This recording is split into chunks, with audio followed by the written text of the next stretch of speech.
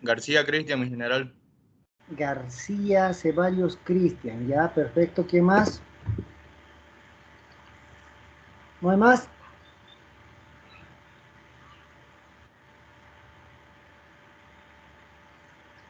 Bien, 5 alumnos faltan encargado de curso. Bien, vamos a dar inicio a la clase, por favor. Lo vamos a hacer rápido porque tengo reunión en la EMI en un rato más. Y aparte que en la anterior clase hemos avanzado bastante contenido teórico y estamos más o menos entrando ya a al contenido teórico que quisiera que sepan antes de que entremos al primer parcial, ¿ya? Bien, 5 alumnos faltan y uno con permiso. Perfecto. Voy a pedirles que enciendan sus cámaras, por favor, para tomar la fotografía de la asistencia a clases. Todos enciendan sus cámaras, traten de enfocar la cámara a su cuerpo, que se les vea con el uniforme multicam, por favor. Diana Leni, estás comiendo, creo, Diana Leni.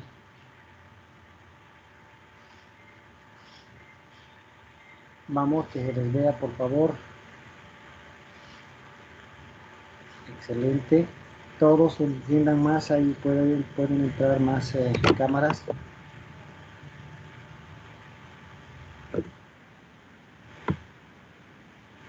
Excelente. Muy bien. Vamos a dar inicio, señores alumnos, a la clase programada para el día de hoy. No sin antes darles las buenas tardes. Sean ustedes una vez más bienvenidos a la clase de Historia Militar.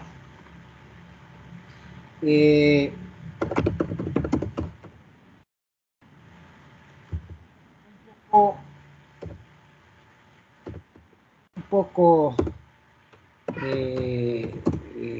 irregular nuestras clases por el tema este que nos estamos recién, es nuestra segunda clase, recién están asignando como materia, ¿no es cierto?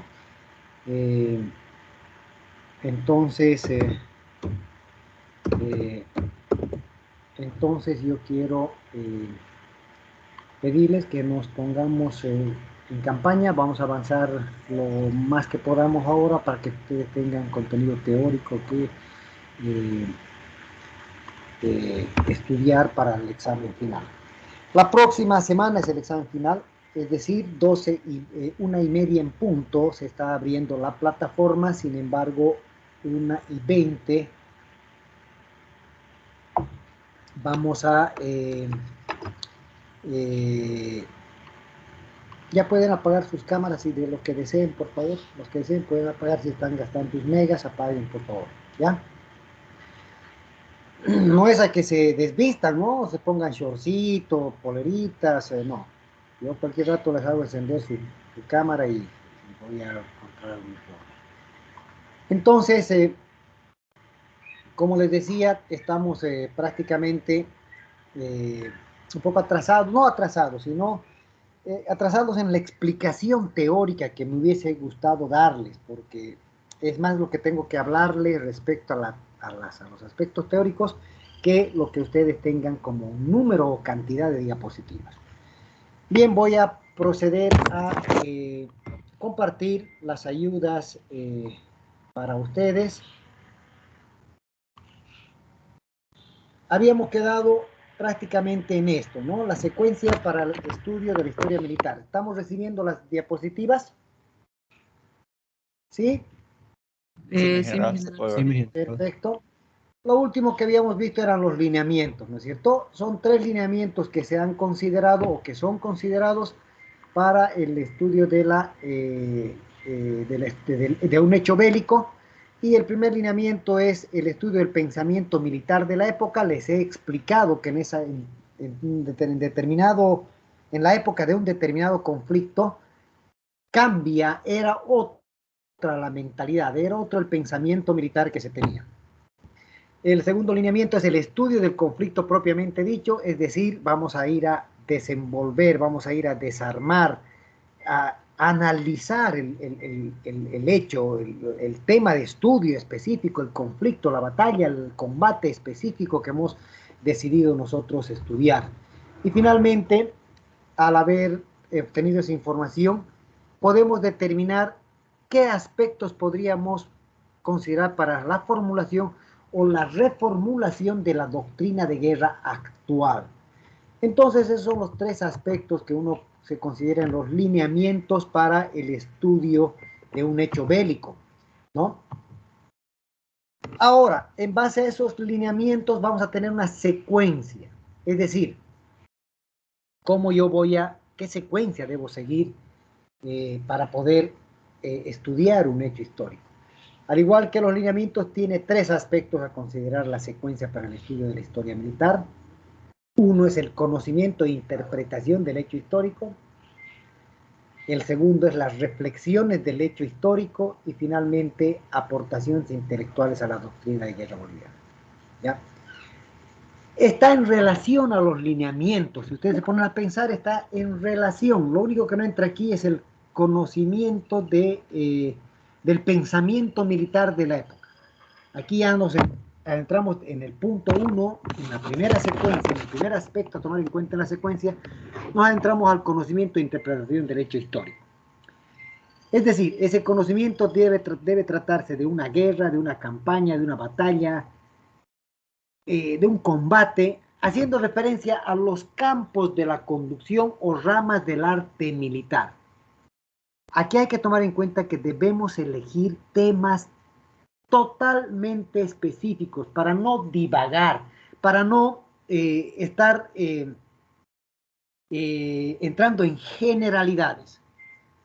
Ya tenemos que buscar entrar en aspectos que son, que se llama objetivos concretos al estudio, al hecho que estoy estudiando. Sabemos cuáles son los campos de la conducción, ¿no es cierto? ¿Quién me puede hacer recuerdo cuáles son los campos de la conducción?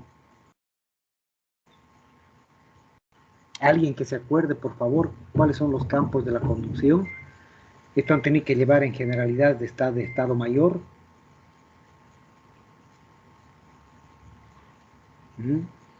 Hablamos, a ver, les voy a hacer recuerdo del P1, P2, P3, P4, P5, o G1, G2, G3, G4, G5. Esos son los campos de la conducción: personal, inteligencia, operaciones, logística y acción cívica y gobierno militar. Esos son los campos de la conducción militar. Las ramas del arte militar, hay ramas, podemos hablar de estrategia, táctica, inferior, superior, etcétera, etcétera, ¿no es cierto? Entonces, debemos elegir, en el conocimiento e interpretación del hecho histórico, debemos elegir e interpretar el tema específico a esa batalla, ese combate en relación a los campos de la conducción o ramas del arte militar. Una vez que hemos elegido el tema, debemos seguir los siguientes pasos. Ojo con esto. Debemos seguir los siguientes pasos. El primer paso, reunir el material bibliográfico enriquecido de ser posible con fuentes madres e inéditas. Ese es el primer paso. Yo quiero estudiar la batalla de Boquerón, pues debo agarrar y munirme del material bibliográfico, libros, presentaciones, folletos, etcétera, etcétera, que me permitan tener un conocimiento teórico certificado. No puedo yo recurrir al rincón del vago y averiguar qué ha sido Boquerón. No sabemos la procedencia del que comenta, del que escribe, o del que transforma, cambia o directamente distorsiona un hecho histórico. Por eso nos pide que en este primer paso, cuando estemos buscando cómo reunir el material bibliográfico, recurramos a fuentes madres e inéditas. Ese es nuestro primer paso. Recurrir a fuentes madres inéditas. Libros escritos por autores reconocidos, certificados. No sacar de los comentarios del Facebook, no sacar de los comentarios del rincón del vago, no recurrir a fuentes no certificadas. El segundo paso, aplicamos, una vez que tenemos toda la documentación y nos hemos munido, la hemos estudiado, aplicamos las instrumentaciones. Y ahí es donde quiero que hagamos un poquito de énfasis, porque estas instrumentaciones son fundamentales. Toda instrumentación, ustedes ya lo han debido hacer en la metodología de, ¿cómo es? De la preparación de tesis, metodología de la investigación en la materia que han estado llevando. Las instrumentaciones son todos aquellos instrumentos que nos van a permitir realizar un determinado análisis de un hecho concreto, de un objeto de estudio. Se puede utilizar cualquiera de estos instrumentos para investigar. Sin embargo, tienen que saber ustedes que el análisis debe ser elaborado esencialmente antes de la aplicación de cualquier instrumentación. O sea, todas las instrumentaciones, sean estas FODA, PNI, AFA, PNI, etcétera, deben, antes de aplicar esa instrumentación, debemos nosotros realizar el análisis. ¿Y qué es el análisis? Habiendo hecho en el primer paso la recopilación de documentos bibliográficos, de información bibliográfica, pues esa información la vamos a desnudar, la vamos a analizar, la vamos a destripar, la vamos a descomponer. Eso es análisis, ¿no es cierto? Antes de aplicar cualquier otra instrumentación. Ninguna instrumentación puede ser aplicada sin referirse a uno o más criterios. ¿Cuáles son los criterios de análisis que voy a utilizar? ¿Qué estoy queriendo estudiar? ¿He elegido bien el tema? Entonces son aspectos que nos deben llevar a una reflexión permanente durante nuestro estudio, nuestro conocimiento del hecho histórico, ¿ya?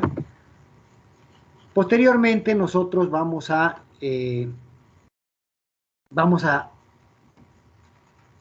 aplicar las instrumentaciones y les voy a dar algunas de las instrumentaciones que podrían aplicar para analizar un hecho histórico. Por ejemplo, en una valoración se puede aplicar ¿qué cosa? El AFA. Normalmente es una instrumentación llamada AFA. La mayoría se hacen con matrices, que vendría a significar aceptabilidad, factibilidad y aptitud. Es decir, en base al tema que yo he escogido estudiar, en base a la rama del arte militar o al campo de la conducción que estoy estudiando un hecho histórico, aplico el AFA. ¿Es aceptable lo que pasó en esa oportunidad? La aceptabilidad está relacionado con lo que está escrito en doctrina, con aquellos fundamentos teóricos doctrinarios. ¿Es factible esa actividad o ese hecho, lo que ha ocurrido en ese hecho histórico? La factibilidad está relacionada generalmente con los medios, por los medios que yo tengo o se disponía, y la aptitud en la capacidad de ejecutarse. Entonces, esa valoración, yo voy a llegar a valorar ese hecho en base al AFA, aceptabilidad, factibilidad y aptitud. Puedo utilizar el PNI, que vendría a ser el positivo, negativo, interesante. Es decir, analizar el hecho histórico y empezar a desnudar todos los aspectos positivos de ese hecho histórico.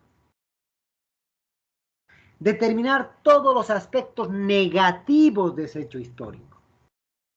Y finalmente, lo interesante, que ya viene a ser una partecita del criterio que tiene cada uno de los alumnos en poner su parte. Interesante sería, ¿no? Positivo, que todos los alumnos hayan acudido a la clase. Negativo, que no todos tengan la misma señal de internet y estén escuchando de manera interferida. Negativo sería que los alumnos dicen firme mi general cuando está llamando la lista y después abandonan la clase. Interesante sería que todos tengan la misma señal de internet, con la misma velocidad de internet. Interesante sería que los alumnos no abandonen la clase y que se encuentren todos tomando apuntes y prestando atención al docente. Esa es la aplicación del positivo, negativo, interesante. Y finalmente, uno de los estudios que es mucho más completo en el sentido de que nos da buenos resultados, se logra realizar un buen análisis, es el FODA, no con J, para los que están viendo el FODA con J. No, el FODA es una instrumentación muy empleada, es mucho más detallada, es mucho más trabajada y vendrían a ser el análisis de hecho histórico de sus fortalezas, las oportunidades, las debilidades y las amenazas. A eso se llama el FODA. Fortalezas se está referido a todo lo que esa fuerza, a todo lo positivo, a todas las fortalezas que tenemos interiormente, ¿ya? Oportunidades están referidas a aquellas oportunidades que se nos dan de afuera, lo que podríamos aprovechar de afuera, las oportunidades. Las debilidades son todos aquellos aspectos negativos que tenemos, ¿ya? Que son propios del objeto de estudio. Y las amenazas ya vendrían a ser todos aquellos aspectos negativos, todas aquellas amenazas que vienen de afuera, ¿ya? Entonces, cuando hablamos de comparación, podemos utilizar, o como de valoración, podemos utilizar esas tres instrumentaciones que vendrían a ser el AFA, el PNI y el FODA. Y cuando hablamos ya de comparación, hemos valorado primero, vamos a valorar, le vamos a dar un precio, le vamos a dar un valor a todo ese hecho histórico mediante esas tres instrumentaciones. Puedo utilizar la que yo mejor vea conveniente y se adapte al tema específico que yo estoy investigando. A qué es lo que yo quiero, al ámbito temático que yo he elegido, ¿ya? Pero podemos también utilizar la comparación. Esta comparación se aplica para determinar diferencias y similitudes. ¿Ya? Es fácil. ¿Qué diferencias entre el ejército paraguayo y el ejército boliviano en cuanto a cantidad de soldados, en cuanto a tipo de armamento de dotación individual, armas de apoyo, armas de apoyo de fuego, artillería? O sea, esa es la comparación. ¿Ya? Para eso se debe utilizar dos o más criterios o más hechos históricos. Se deben establecer criterios de comparación, lo que les acabo de decir, el tipo de arma, cantidad de soldados, grado de instrucción y tantas otras cosas que yo puedo buscar. Puedo buscar yo, ¿cómo se llama? Criterios de comparación. Se podrán aplicar otros instrumentos, como la valoración o la relación, para que puedan reforzar la comparación. ¿Se dan cuenta? Y finalmente, en la comparación también entre el FODA de las fortalezas, oportunidades, debilidades y amenazas, como les dije, es el estudio más completo para poder determinar un buen análisis, ¿ya? Sin embargo, también tenemos el instrumento de la relación. Se emplea para establecer un vínculo, una interdependencia, una interrelación entre dos hechos históricos o entre dos aspectos que los estoy estudiando en un hecho histórico, ¿ya? Entonces ahí pueden ver ustedes lo que pueden utilizar cuando estén realizando su ensayo, puedan realizar aplicar estas instrumentaciones. Yo voy a pasarles una ayuda a memoria, un resumen referido a cómo se aplican el AFA, el PNI, el FODA, la comparación, la relación, etcétera, etcétera, para que ustedes tengan un mejor criterio. Y ese conocimiento les va a servir a ustedes cuando estén trabajando sus perfiles o sus tesis de aquí a 2, 3 años, ¿no? 2, 3 años. O sea, si es que no lo han llevado todavía. Bien, ¿alguna pregunta hasta aquí? ¿Qué alumno tendría algo que preguntarme? ¿Alguna duda respecto a lo que estoy hablando? ¿Está todo claro en carga de curso?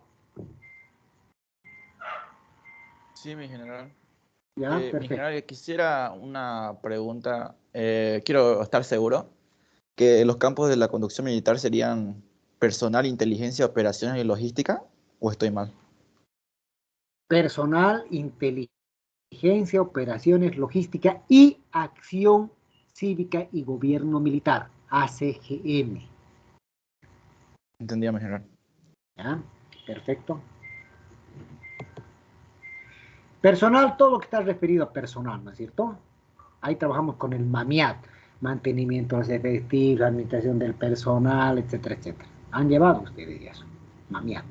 Inteligencia, todo lo que está referido hacia el enemigo. Operaciones, la planificación de nuestras propias operaciones. Logística, todo lo que está relacionado con los medios logísticos. ¿Qué medios tenemos? Tenemos comida, tenemos combustible, tenemos munición, tenemos fusiles, tenemos vehículos, tenemos... Todo eso está referido con logística. Son los medios de vida y de combate. Y acción cívica y gobierno militar es aquella acción que realizan los militares para poder coordinar, consensuar con las poblaciones, las localidades, las autoridades de la zona del teatro de operaciones donde se va a desarrollar el hecho bélico. ¿Ya? Perfecto.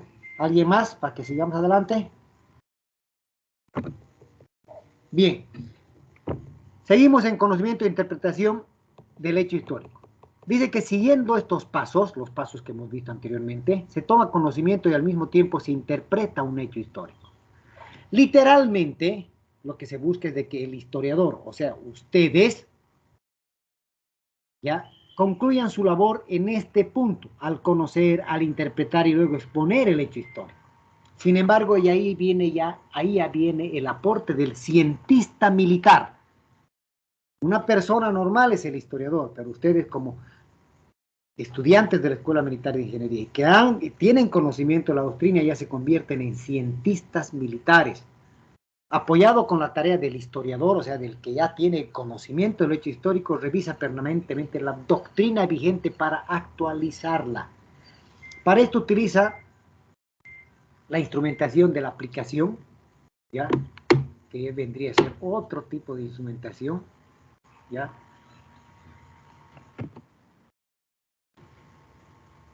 La cual es ideal, se busca que llegar al punto ideal en que las funciones del historiador e investigador a la vez sean asumidas por el mismo profesional.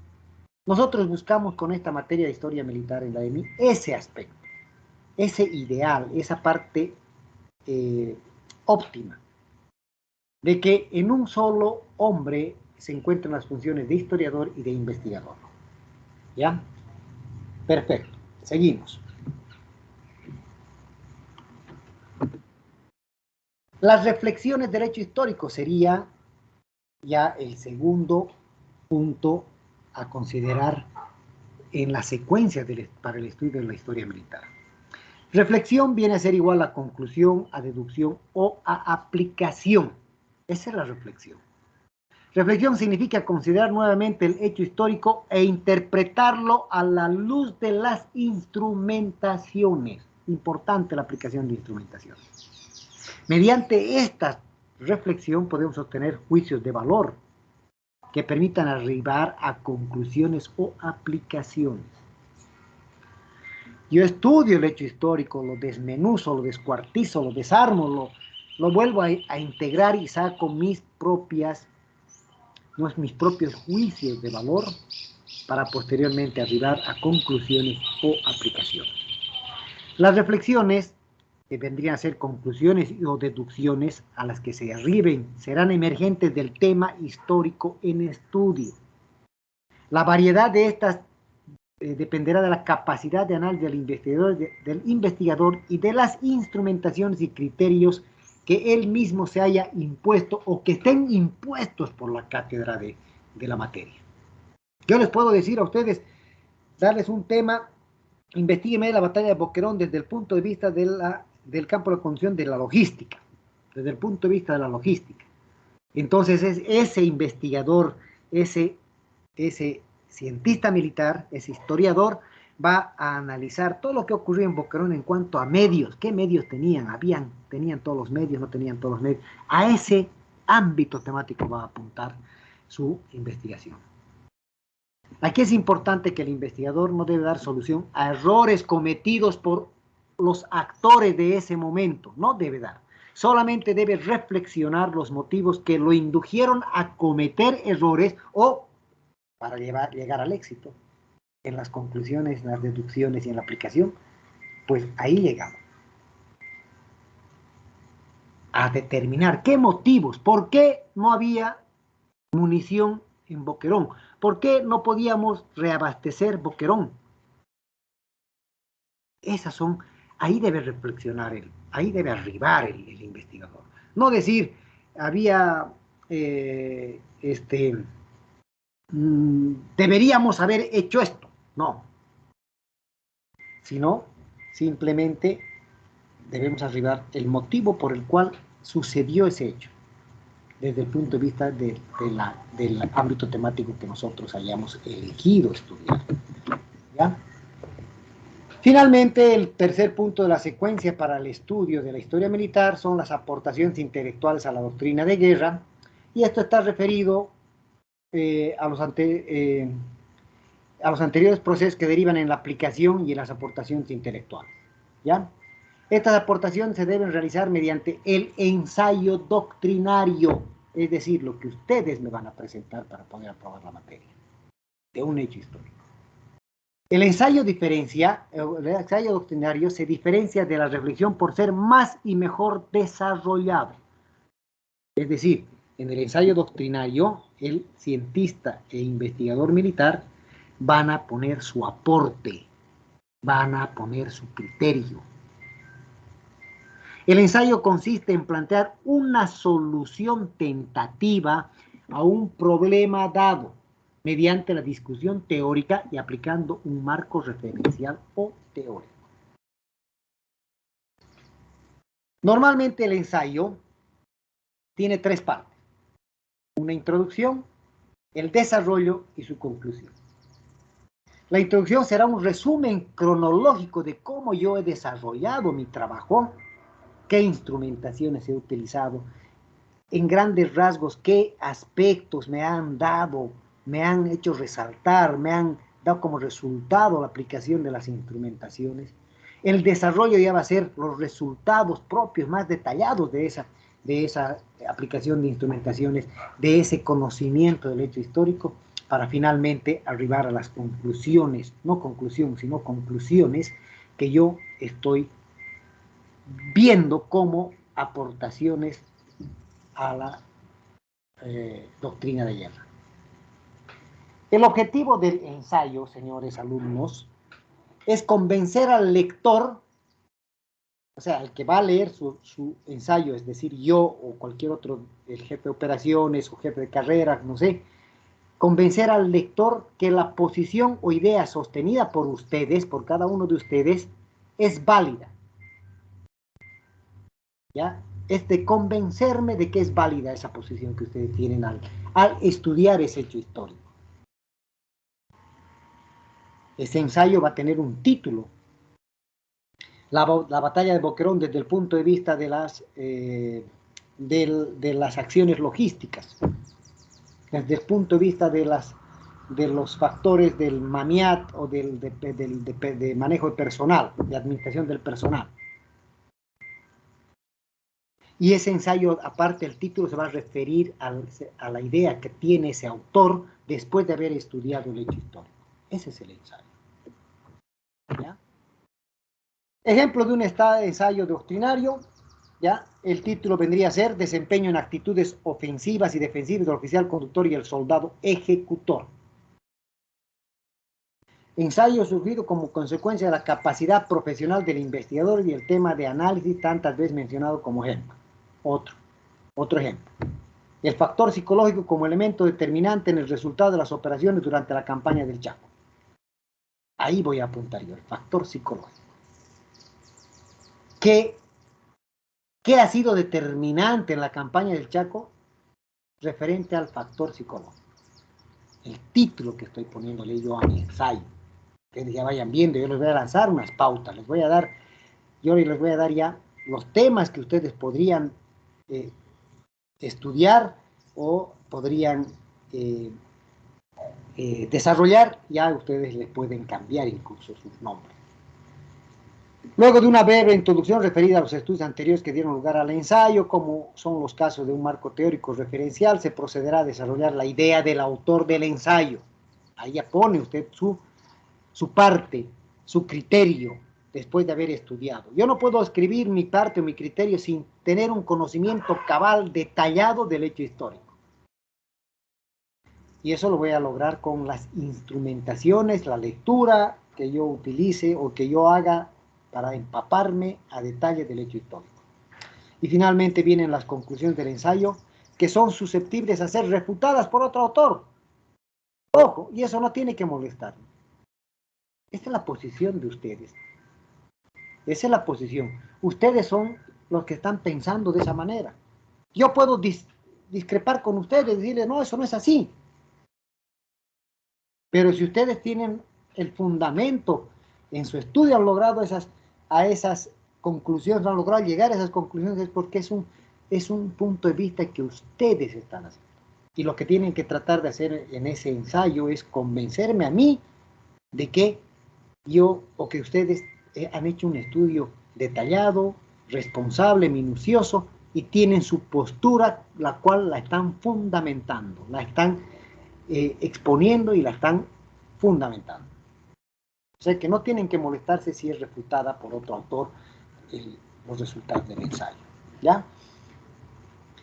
En caso de diferencias y similitudes, les voy a dar algunos ejemplos, citar las similitudes entre Federico y Napoleón, considerando criterios de conducción estratégica operativa y aplicación de los principios de la guerra.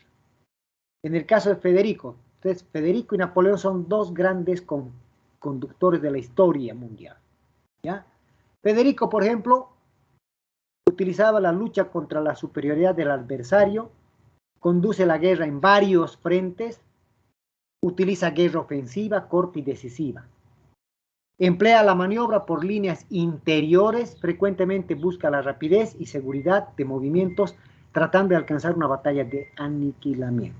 Así era como él veía la guerra, Federico. Así es como él hacía la guerra. Sin embargo, Napoleón se caracteriza, entre otros aspectos, por su marcado sentido de la ofensiva. Fíjense, Federico ya una diferencia. Guerra ofensiva corta y decisiva. Napoleón directamente a la ofensiva. Por un claro concepto de economía de fuerzas. Por un empleo rápido y decisivo de sus medios militares, buscando el aniquilamiento frecuente de fuerzas superiores. Empleando para ello, y dependiendo de la situación, las maniobras de envolvimiento y por líneas interiores también. Envolvimiento diferente, interiores similitud, diferencias y similitudes.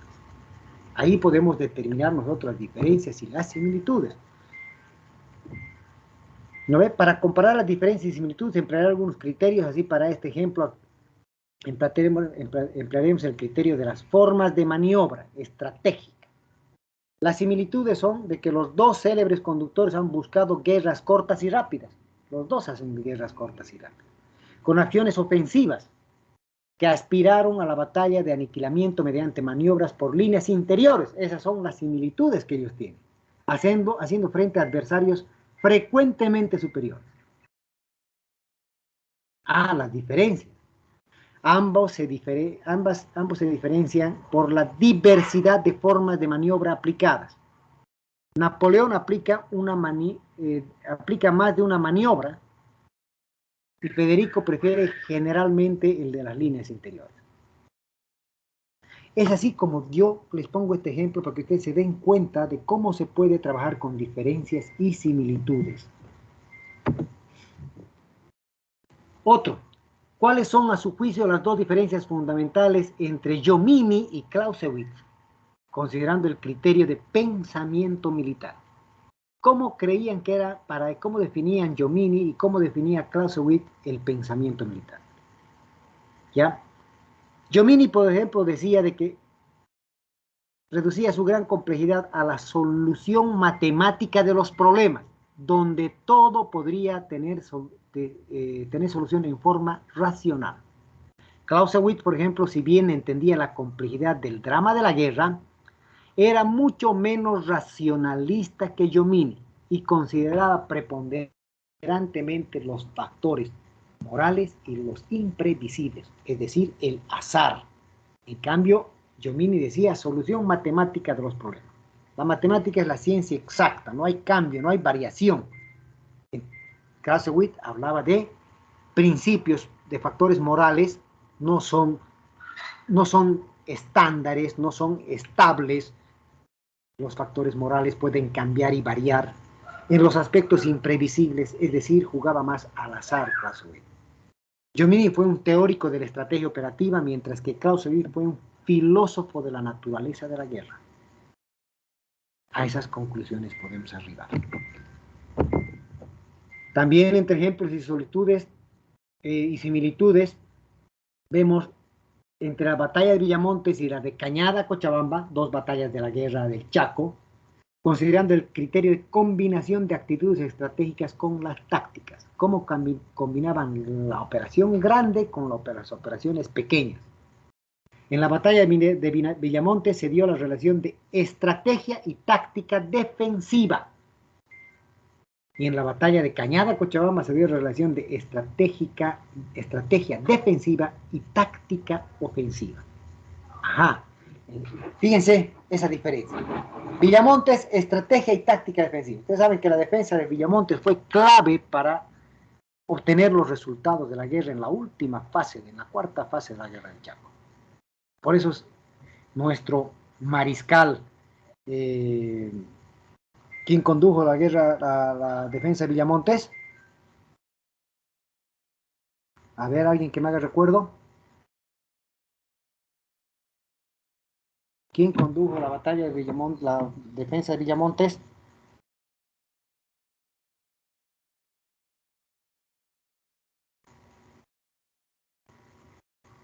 Nadie.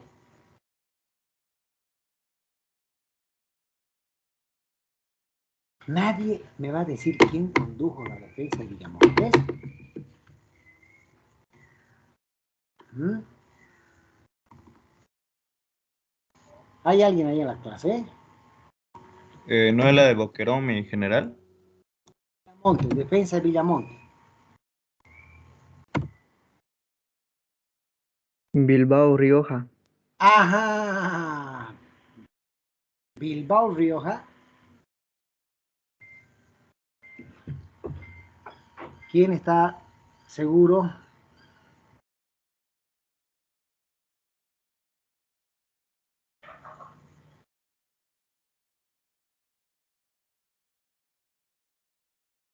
Sí, mi general.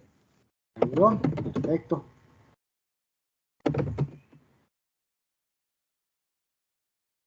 Entonces, Bernardino Bilbao Rioja ha sido el ideólogo de la defensa de Villamontes. Y él empleó estrategia y táctica defensiva. Nos defendemos en todos los niveles. En cambio, en Cañada Stronger, primero se hace una estrategia defensiva y la táctica, es decir, los movimientos pequeños, las acciones más pequeñas de la guerra, las hizo de manera ofensiva. Entonces, de esa manera nosotros estamos determinando diferencias y similitudes en esos casos, ¿no es cierto? Bien, con eso, señores alumnos, llegaríamos a la parte final de nuestra exposición. Les voy a mandar la tareita bien concreta para que ustedes tengan una nota en trabajo práctico. Hasta mañana yo me comprometo. He estado con algunos problemas de familia acá, de parientes, amigos que, bueno, no puedo yo comentarles las situaciones, pero muy dolorosas. Entonces, con eso estaríamos nosotros concluyendo nuestra clase del día de hoy. ¿Alguien se ha incorporado? ¿Alguien tiene una pregunta, algo que quiera comentar? ¿Algo sobre el tema? ¿Alguna otra situación que les pueda coadyuvar en sus conocimientos? En síntesis, todo esto va a entrar al examen, las 27 diapositivas, 22 diapositivas que son, van a entrar al examen para que ustedes puedan dar su examen el día jueves. Bien, si no hay más preguntas, yo les agradezco por la atención prestada y estaríamos viéndonos en el examen la próxima semana. ¿Estamos de acuerdo?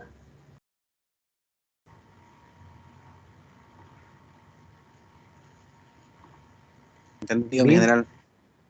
Perfecto, cualquier cosa, encargado de curso, por favor, cree un grupo de WhatsApp para que tengamos un contacto más directo con sus compañeros, con todos los componentes del curso y nos vemos la próxima semana. Si no hay nadie más que tenga algo que decir, les agradezco una vez más y nos vemos el día jueves. 1:30 se habilitará la plataforma el jueves, ¿no, mi general? Sí, sí, sí, señor. Ya les voy a Genial, mandar yo por gracias. el grupo de WhatsApp. ¿Ya? Bien, gracias por la atención prestada. Hasta la próxima semana. Que tengan buenas tardes. Hasta luego, mi general. Hasta luego, mi Hasta luego, general. general. General. Chao, buenas tardes.